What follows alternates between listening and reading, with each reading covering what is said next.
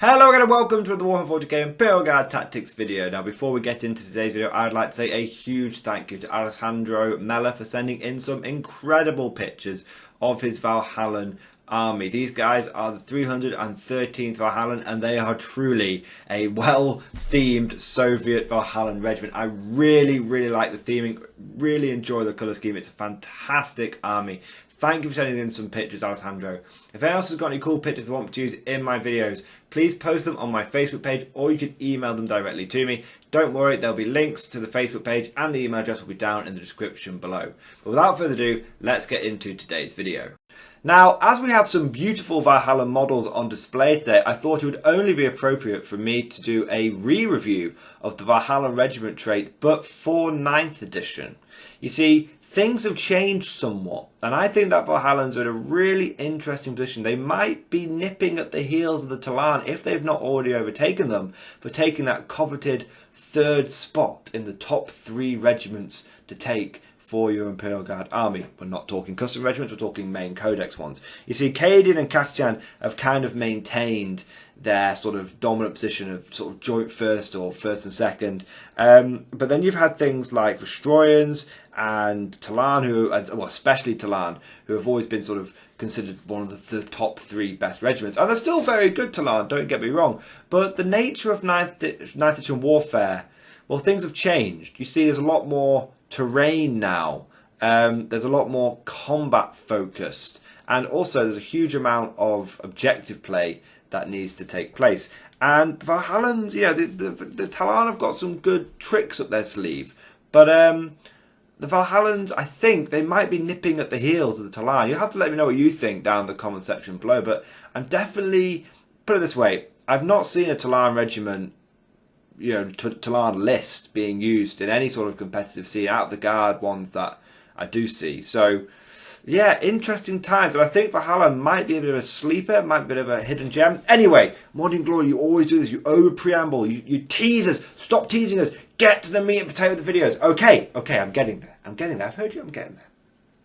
So, why do I think that Valhallans are doing better? Well, I've mentioned about terrain and all that kind of stuff. But the first thing we need to do is take a look at that regiment trait. So Valhallans have a regiment trait called Grim Demeanour.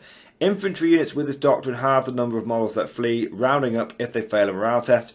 Vehicles with this doctrine that have a damage table double the number of wounds they have remaining for the purposes of determining what their characteristics are. Okay, so let's take a look at that first one. Now, the really interesting thing about the Valhallan trait is that infantry thing has actually got, even in a funny sort of way, it's got better in 9th edition. You see, previously, what happened in 8th is when you were doing leadership, when you worked out the final result, you could lose quite a few models, and especially from things like big conscript blobs, you could lose quite a few models after you'd already had a lot of casualties taken in the shooting phase or the combat phase. Now, in 9th, it's changed because obviously you roll the dice leadership, and if you fail, then you have to work out how many of the models run away by rolling some dice. It's not as brutal. It's not okay, you're over now, that many people just automatically run away like it was in 8th. There's a good chance you could just get really lucky and none of them flee. But with Valhallans, you roll the dice and then it's like, oh, well, I'll work out how many flee and then I just halve that amount. So what I'm trying to say here is that it makes it, so 9th edition was already quite good for morale, for guard, for big conscript blobs and things like that. And the Valhallan trait makes it even better, where, quite frankly, you don't really have to worry about morale with Valhallans. You don't, and why is that important? Well, one, it means you've got more people sticking around for longer, which incrementally adds, additional damage over the course of the game. But more importantly, it allows you to make your lists more efficient. You don't need to turn up with things like commissars. I know, pretty heretical. Of course, your Valhallans want commissars. It's very fluffy and very themed. But if you're trying to squeeze every point out of your army, then you really don't need to worry about commissars too much in the Valhallan army. You know, those few men that will flee, they probably won't make up. Probably won't be equivalent to taking three Lord Commissars. So you really don't need them. So you can save points that way. So that's another thing. So it makes you more efficient and makes you basically not have to worry about morale. The second part of things with the vehicle trait is actually really good. There's a lot of anti-tank weaponry in 9th edition now. Okay, now tanks are struggling, not gonna lie, but if you're gonna have them, and if they live, you want them to be operating at best peak efficiency as possible.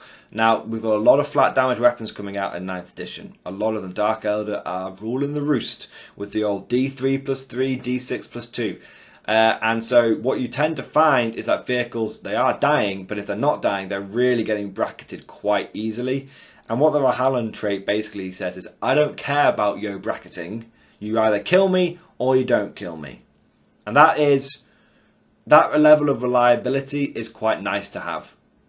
And when Guard is scrabbling for every advantage we can get, and when, you know, we still need our vehicles gun. I love pure infantry, but it's not for everyone. And even I have to admit that pure infantry is a playstyle that very much, it can be depressing to play as well as to be, you know, to the person that you're doing it to, because you have to grind them down with so many shots, whereas traditionally Guard armies, their damage dealers have been their vehicles, and the moment that they've been bracketed, they've not been very good. So your Valhallan vehicles, they don't care until they're on that last 1 or 2 wounds. They're going to be firing fairly effectively the whole time. So it is quite good. You know, with all the high damage weaponry out there, you often find that if your vehicles don't die, they are left on, you know, 3 or 4 wounds. At least if that's the case with Valhallan vehicles, they're still fighting really well. So I quite like that. But that's not the main reason we're here. I'll be honest with you, that's not the main reason we're here. Okay, the main reason that I think Valhallans are doing really well is their custom order. You see, every main codex regiment, not custom regiment, gets a specific regimental order, and the Valhallan one is really good. It's called Fire on My Command. The ordered unit can shoot at enemy units that are within 1 inch of friendly units until the end of the phase. But each time you roll a hit roll of 1 for such an attack, resolve that attack against a friendly unit within 1 inch of the target unit instead. You may choose which friendly unit is hit. This order may not be issued to a unit which is in 1 inch of an enemy unit. Basically, guys, this means that you can shoot into combat, which is really good. Okay, because 9th edition boards are smaller. Assault armies are the name of the game. Dark Elder, I know I bang on about them all the time, but they are the current hotness. Okay, and we need to be keeping an eye on that metagame. Things are opening up. People are playing games again. Events are happening. We need to keep an eye on that metagame. And I guarantee you, for the foreseeable future, you're going to be facing Dark Elder fairly reliably at events. But shooting into combat is really, really useful. Dark Elder don't tend to have a huge amount of blast weaponry. They've got plasma grenades and some other bits and bobs, don't get me wrong, and I'm sure the homunculus have got some crazy shit that they can pull out of there, well, whatever. But yeah, but by and large, they currently rely upon blades and lances, dark lances, blasters, heat lances, all this kind of stuff. Dark light and blades, that's how the Dark Elder roll. And what that means is that if those blobs of enemy combat units get in amongst you and you're fighting over those middle objectives, you may not want to fall back. You may not be able to fall back. You may be fighting for that game over those middle objectives. You might be like, God, I don't want to stay in combat with these guys, but I have to. Well, don't worry about it, because you can just shoot into combat, which is really, really good. Now, bear in mind that it says when you roll to hit, if you roll a 1, then that hits your own guy. Firstly, flamers don't roll to hit, so amazingly you can fire flamers into combat, and flamers have got extended range now. Used to only be 8 inches, now it's 12 inches.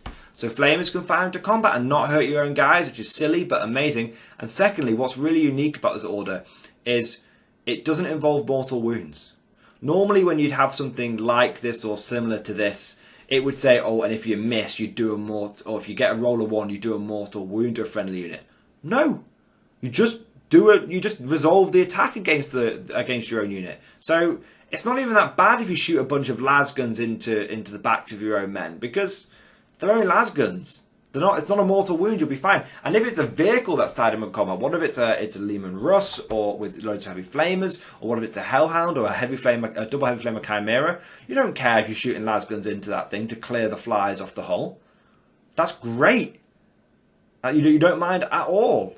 So it's actually really, really powerful. So what it allows you to do is to absorb what we were talking about earlier, absorbing the charge and then punching back. Okay, absorbing the charge and punching back. When the guard get hit hard, they hit back harder. Okay, so the Valhallans, they with that morale and with those vehicles, they get vehicle trait, they get punched in the face, their front line gets messed up by a bunch of Dark Elder stuff, but there's a few guys that are still left fighting. You can either then fall back and shoot them if you want to, or you can commit, shoot into combat, and then follow it with a bayonet charge. You don't have to cede any ground. You can shoot into that combat, do as much damage as you need to do, and then you can keep the momentum up. You can keep the brawl up in the middle of the board. You don't care. Now think about this in terms of Bullgrins. You've got a few units of Bullgrins, a few units of Heavy Flamer Sentinels. They can take that initial charge, they can take the punch, and then you can shoot into combat. Those guys don't care about a few last bolts plinking around them, and then you bayonet charge, you get in there, and what you have done is not only have you shot the enemy, you've also helped clear them off in combat, and what you have done is you've put more bodies into the middle of the board. You haven't ceded any ground. You are playing that primary objective game. It's really, really effective. One other thing to mention, Dark Elder specific. They have multiple ways of denying you the ability to fall back. Okay, so you may have set up it perfectly, but then those witches start throwing nets around your guys and whatnot, and you can't fall back, and your whole plan gets scuppered, and then you're just in so much trouble then. Well, not if you're Valhallan, because you just shoot into combat and you're absolutely fine. You don't need to fall back. You know, the witches, you don't care about it. And even though witches have a 4-up save, invulnerable save in combat, they've only got a 6-up save, invulnerable save from shooting. So you just don't care. Even if they're trapped in combat, they don't get that 4-up save against your guys that are shooting into combat. They just get the normal 6-up. So it's really, really good. So that's one thing. But you might say, Morning Glory, how do we take that initial punch? How do we take it and hold the line? Well, you definitely want to be thinking about conscripts as Valhallans. Like I said, meta thing at the moment, there isn't a lot of blast going around, so don't worry about taking a big blob of 30 conscripts. But you might be, oh, but conscripts are, well, one, they're cheaper than guardsmen now, so they're actually, by guardsmen getting worse, conscripts are shadow buffed. But the other thing you want to be looking at is the Valhallan relic, which is called Petrov's Mark 45. Basically, it turns you into the old Commissar rule. Now, for those of you that have already joined us in late 8th and 9th edition, the old Commissar rule is basically, it means you almost never run away. Now, I've already mentioned that Valhallans are already really good at not running away. This is just belts and braces. This seals the deal. So it's a bolt pistol, which is damage 2 and AP -1. That's cool. But also, friendly Valhalla units within 6 inches of the bearer can never lose more than one model as a result of any single failed morale test. You can only ever lose one guy. So guess what? You roll your leadership, that one guy runs away when you fail it, and that's it. You don't roll for the rest of the models in the unit. It's incredible. It's really, really good. So what how I can imagine this running is you have 3 units of conscripts strung out across your deployment zone. The witches come in, they butcher a hell of a lot of them, and then you don't even need to fall back. You're remaining, you're probably going to be taking 2 battalions, so you're remaining 90 infantry. Hose them down off the conscript. You kill a few extra conscripts, you don't really care. You hose them down, charge what's left, probably got some Bullgrins knocking around, charge them in too, clear the Dark Elder off, and Bob's your uncle. You're still maintaining that middle of the board, you haven't lost any ground, and the Dark Elder initial punch to the face has been dealt with. And you'll probably, if you can survive the first punch, you'll be fine for the rest of the game. You've just got to be able to survive that first punch. Valhallans can do that. Now, one final honourable mention. This very much is a cherry on top more than anything important. The Valhallan Warlord trait, basically, it gives you a 5+ feel no pain. Now, that's quite good. And it didn't used to be very good, but it's 6 if you put it on a vehicle, by the way, but you're not going to put it on a vehicle.